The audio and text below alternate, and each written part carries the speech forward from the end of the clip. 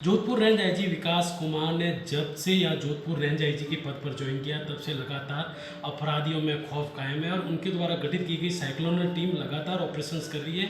अभी ऑपरेशंस मध्य गवैया में तहत ये 62वां ऑपरेशन है, जिसके तहत जो जैसलमेर के बनियाना में एक दोरों की धरती में जश्न मनाते हुए तस्करों के झुंड को गिरफ्तार किया, जिस पर 25,000 का इनाम है। खुद आईजी हमारे साथ इस वक्त मौजूद है, ये बात करते हैं। सर, किस तरीके का ये ऑपरेशन है और ऑपरेशन मध्य गवैया क्यों? ये रेंज स्तर की जो सेक्युलर टीम है उसकी ये 62वीं सफलता है। इस ऑपरेशन का नाम था ऑपरेशन मध गवैया। मध गवैया यानी मध और गवैया। मध इसलिए कि मादक द्रव्यों की तस्करी थी तो उससे मध शब्द लिया गया। और पंडित जसराज एक बहुत बड़े भारत के नामचीन गायक हुआ करते थे और यह अपराधी जो था, यह जो आरोपी था, वो उनका हमनाम था। इसका नाम भी जसराम उर्फ जसिया था। जसराज जसराम उर्फ जसिया था। तो उस नाम से हम नाम सदृशता को देखते हुए गवैया शब्द लिया गया ताकि यह नाम छद्म भी रहे और इससे रिलेट भी हो, और इस ऑपरेशन का नाम मध गवैया रखा गया था। इस मध गवैया अभियान के तहत आरोपी जसराम उर्फ जसिया, जो 6 साल से फरार था, जिस पर पाली जिले का यह मोस्ट वांटेड था, इस पर 25,000 रुपये का इनाम था और यह कम से कम 3 जिलों में वांछित है, चित्तौड़, पाली और बाड़मेर। 6 वर्षों से यह पुलिस की आंखों में धूल झोंक कर फरार रहने में और अपना व्यापार निर्बाध रूप से चला सकने में सफल था। इसको फिलहाल अंतिम रूप से जैसलमेर के भनियाना इलाका क्षेत्र में एक फार्म हाउस पे नशे के कारोबार को फैलाने की साजिश रचते 2 अन्य आरोपी बाबूराम पुत्र सवाईराम, चेतन राम पुत्र देवाराम के साथ जश्न मनाते हुए पकड़ लिया गया। यह दोनों अन्य आरोपी भी पूर्व में नाल में मादक द्रव्यों की तस्करी में जेल की हवा खा चुके हैं और फिलहाल जैसलमेर के एक बड़े मादक द्रव्यों की खेप के मामले में वांछित थे, फरार थे। तो इन तीनों को ही पकड़ने में साइक्लोनर टीम को कल रात देर रात सफलता मिली है।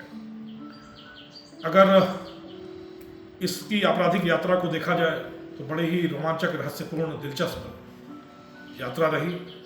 12वीं तक की पढ़ाई गिरते पढ़ते, पास होते, फेल होते, किसी तरीके से पूरी करके पढ़ाई से तौबा कर ली जसाराम ने। पिता ने इसके पैर टिकाने के लिए इसकी शादी कर दी और शादी के बाद जब पैरों पर खड़े होने का दांव आया तो जो व्यक्ति पढ़ाई से जी चुराता रहा, वही व्यक्ति एक पढ़ाई करने वाले बच्चों के हॉस्टल में नौकरी करने लगा। अब जिसके सपने, जिसके ख्वाब इतने ऊंचे थे, जिसके सपने इतने रंगीन थे, उसको 15,000 रुपये की नौकरी रास आई नहीं और फिर उसने गाड़ियों का धंधा शुरू किया। गाड़ियों का धंधा शुरू करते ही धीरे धीरे वो मादक द्रव्यों की तस्करी करने वाले कुख्यात तस्करों के संपर्क में आया और वहीं से इसके पंख निकल आए और यह खुद एक बड़ा किंग पिन बनकर मादक द्रव्यों की तस्करी की दुनिया में कूद पड़ा। पहले इसका सफर शुरू हुआ मोटरसाइकिल की टंकी में छुपाकर अफीम का दूध तस्करी करने से। फिर रोज रोज के आने जाने के झंझट को दूर करने के लिए इसने चित्तौड़ के निम्बाहेड़ा के कुख्यात ढाणी में ही अपना अड्डा जमा लिया और वहीं से फिर वो पूरे मारवाड़ और बीकानेर के क्षेत्र में पहले जीप, फिर ट्रकों से अफीम और डोडा चूड़ा के सप्लाई का बड़ा नेटवर्क, बहुत बड़ा साम्राज्य स्थापित किया उसने और पिछले 6 वर्षों से इस साम्राज्य को चलाता रहा। जब बड़े मगरमच्छों पर कार्रवाई शुरू किया सेक्युलर टीम ने तो कुछ गंध मिली कि निम्बाहेड़ा के इलाके में यह बड़ा क्रिमिनल जसराम छुपा है और वहीं से धंधा चला रहा है। वहाँ तक हमारे हाथ पहुँचे भी और दुर्भाग्यवश जस्साराम वहाँ से फरार हो जाने में कामयाब हो गया। पर वहाँ से अपने को एक सूचना मिली कि हर दूसरे महीने यह गोवा में रंगरेलियाँ मनाने जाता है। गोवा के सूत्र के माध्यम से हम पहुँच पाए भनियाना के फार्म हाउस तक। वहाँ से यह पता चला कि महीने में एक बार अपराध को बढ़ाने की, मादक द्रव्यों की तस्करी के कारोबार को बढ़ाने के लिए एक बड़ी मीटिंग, बड़ी बैठक भनियाना में किसी फार्म हाउस में होती है, पर उसका एग्जैक्ट डिटेल नहीं मिला। सेक्युलर टीम पिछले 15 दिन से जमीनों का कारोबारी बनकर जमीन देखने के कर्नाटक स्वांग रचते हुए हर एक फार्म हाउस को खंगालती रही, संदिग्धता एग्जामिन करती रही, परीक्षित करती रही, पर सफलता नहीं मिली।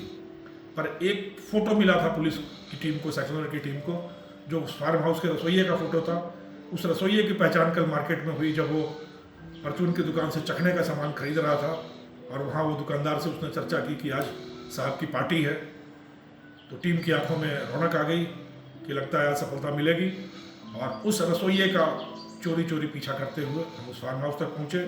दीवारें फांद कर जब टीम वहाँ अंदर पहुँची तो देखने को मिला कि शराब की नशे में चूर होकर अफीम के नशे के कारोबार को बढ़ाने की साजिश रची जा रही थी। एक पूरी पीढ़ी के सपने राख करने की साजिश, आग जलाकर, आग रोशन करके, जश्न मनाकर यह तीनों आरोपी कर रहे थे। वहाँ से इन तीनों को गिरफ्तार कर लिया गया है। उम्मीद है कि पूछताछ में इस पूरे नेटवर्क का भंडाफोड़ हो सकेगा, बड़े बड़े मगरमच्छों का नाम आ सकेगा। मगरमच्छों, मादक द्रव्यों की तस्करी के बड़े किंगपिन्स मगरमच्छों के खिलाफ साइक्लोन टीम का लगातार अभियान जारी है। करीब 35-40 इस तरह के बड़े सरगना अब तक गिरफ्तार करके गेल की सलाखों के पीछे तक पहुंचाए जा चुके हैं, पर काम खत्म नहीं हुआ। यह सिर्फ मील का पत्थर है। अभी ऐसे कई किंगपिन, इस तरह के कई सफ़ेद पोश हैं जो इस कारोबार को फलने फूलने में और उसी से जीविका चलाने में अभी भी सफल है, और अभी भी वो चैन से बैठे हैं, उन्मुक्त हवा में सांस ले रहे हैं। सर, ये बाबूराम भी अपने आप को प्रधान भी बताता था। बाबूराम की राजनीतिक पहुंच थी। बाबूराम के भाई की पत्नी इलाके की उप प्रधान है, तो यह उप प्रधान के नाम से ही जाना जाता था, और उस राजनीतिक धमक के नाम पर वो अपनी इस व्यापार को भी आगे फैलाने की पूरी चेष्टा कर रहा था, और काफ़ी हद तक सफल भी था। पर अब पकड़े जाने के बाद इसके सपनों की हवा निकल गई। इसका जो मास्टर किंगपिन खरताराम भी था, उसके साथ भी उसने अपना धंधा किया है। जैसा मैंने आपको बताया कि अवैध गाड़ियों का जब कारोबार शुरू किया था जसिया ने, तो ऐसी ही एक गाड़ी बेचने के चक्कर में खरताराम के संपर्क में ही आया था, और फिर इसने गुर सीखे, मादक द्रव्यों की तस्करी के क्या गुर होते हैं, कैसे ताने बाने बुने जाते हैं, यह इसने खरताराम से सीखा। पर 2021 में जब पुलिस एनकाउंटर में मौत हुई खरताराम की, तो उसके बाद इसने स्वावलंबी होकर, आत्मनिर्भर होकर यह धंधा शुरू किया और फिर अपने पंख पसारने शुरू किए। अच्छा, ये बाबूराम और चेतन राम के खिलाफ और कोई आपराधिक रिकॉर्ड? बाबूराम और चेतन राम पूर्व में भी बीकानेर के नाल इलाके में मादक द्रव्यों की तस्करी के मामले में जेल की हवा खा चुके हैं और फिलहाल जमानत पर हैं। और जैसलमेर में इसी वर्ष का करीब 11 केजी अफीम की तस्करी के मामले में दोनों ही वांछित हैं।